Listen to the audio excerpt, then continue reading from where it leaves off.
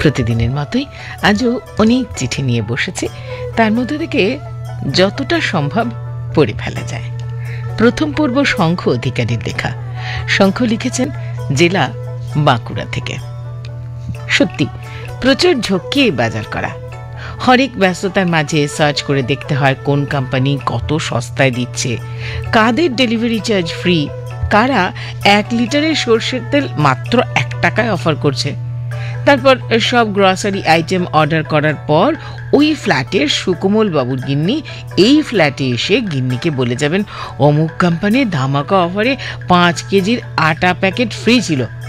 ব্যাস, তারপরেই শুনতে হবে আমি হাদা, আমি বোকা। চোখের সামনে অফারের ফ্ল্যাশ মেসেজটাও আমার চোখে পড়েনি। অফার বা ফাউ নিয়ে এবার একটু সাবধান হয়ে যেতে হয়। যাদের বাড়িতে প্রতিদিন অনলাইন গ্রসারির গাড়ি আসে তাদের সঙ্গে ভাবসাব জমিয়ে জেনে নিতে হয় কোন কোন অ্যাপে একটু সস্তা হয়, আটাটা তেলটা কোথায় জলের দরে দেয়। এইসব ঘরে বাড়ন্ত হওয়ার কোনো উপায় নেই।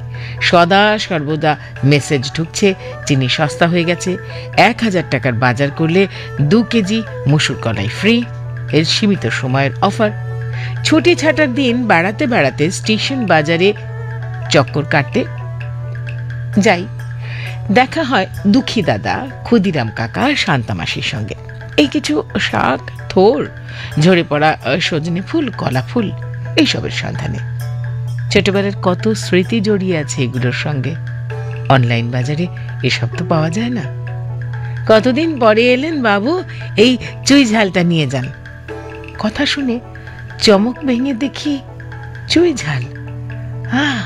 কতদিন দেখিনি। রাঙা আলু, মেটে আলু কতদিন দেখিনি। কিন্তু এত কিনে কি হবে?